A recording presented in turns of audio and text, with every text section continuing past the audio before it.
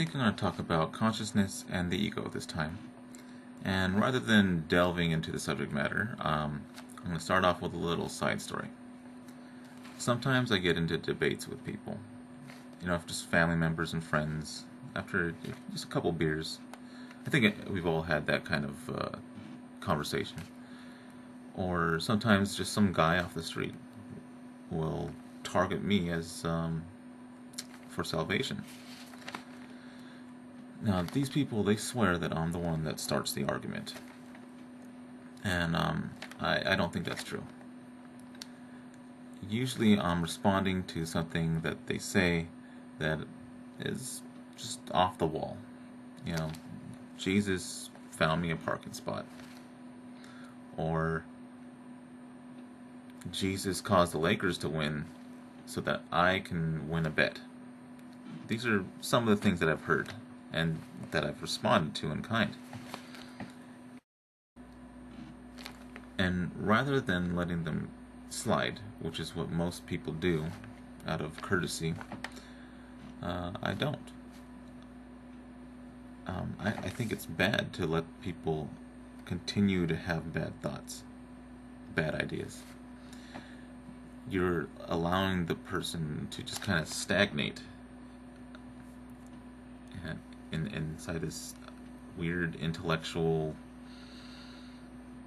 mush that doesn't become anything.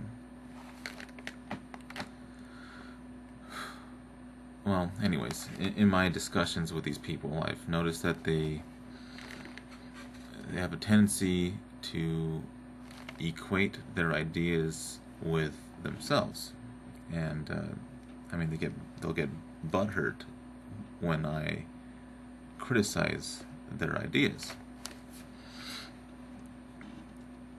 One person actually told me that by attacking his religion, I am attacking him. Reminds me of Rene Descartes, who tried to doubt everything, and he actually locked himself up for weeks and tried to come back to reality through reason alone. Well, at the very depths of his doubting, he realized that the only thing that he could be sure of was that he was thinking, and so he famously concluded, "I think, therefore I am." But thinking is not being. I am is not the same thing as I think. What Descartes should have realized was that he was aware that he was thinking, but he couldn't separate the two facets of his experience. Sometimes, especially in big cities, we might come across someone angrily yelling at imaginary people, or just blabbering to themselves. Now, if we can decipher what they're saying, I can almost guarantee you that they're negative. They'll be saying things like, "Oh, you should have done this, you should have done that," or maybe they're just paranoid about the government watching them. Things like that. All of us have these conversations inside our minds. What separates us from a crazy person is we actually can keep the conversation inside our minds instead of broadcasting it out into the public. But the tone is very similar. Our minds complaining about very petty things. If she only did X, then I'd be happy. Or if I can't wait to get off work, and then I'll be happy. Or I'm so hungry, if I only had food, I would be happy. And guess what? When we get to that situation where we get food or we're off work, well, we're not happy. Now we start thinking about the next thing to want. Now, as the Buddha identified, and many others after him, like Spinoza and William James, and even Jesus. They said that desire is this desire that we have for things. That's the source of suffering. Like if we're hungry, we want food. If we're at work, we want to be at work. Our life is just a constant cycle of desire. We are constantly in a situation where we desire to be in a different situation than the one that we're currently in. And nobody can be happy when they are in a situation like that. This is the effect of the ego. The ego, it's a kind of like a mental projection of who we think we are. And it's very self-important.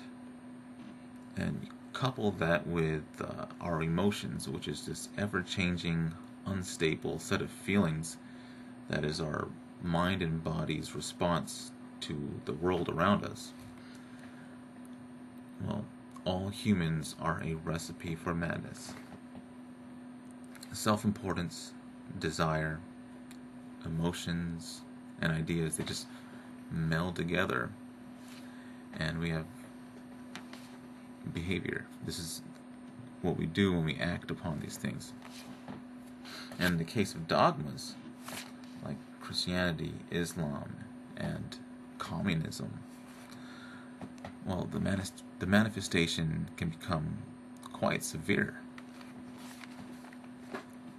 Now, intermittently, I can actually get past the ego trips. And trust me, as a guy, I have a huge ego.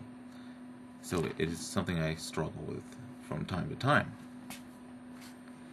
But I can actually lose the ego for very short periods of time, maybe minutes. And I can experience a feeling that I'm not as separate from the world as my ego would lead me to believe. The way to do that is very difficult, at least at first, and it only can last a couple seconds at first. But I was just trying to find a quiet place, and really the main thing is just to be aware of everything. Don't think of anything. When you think of something, let the thought just kind of drift away. You might even notice that the world is brighter than you might usually see it. You might even notice smells and sounds that you didn't notice a moment before. I think this effect has something to do with stopping the mind from being the editor of your experience. I guess that's all for now. This is Andrew Perry. Let's try and keep it reasonable out there.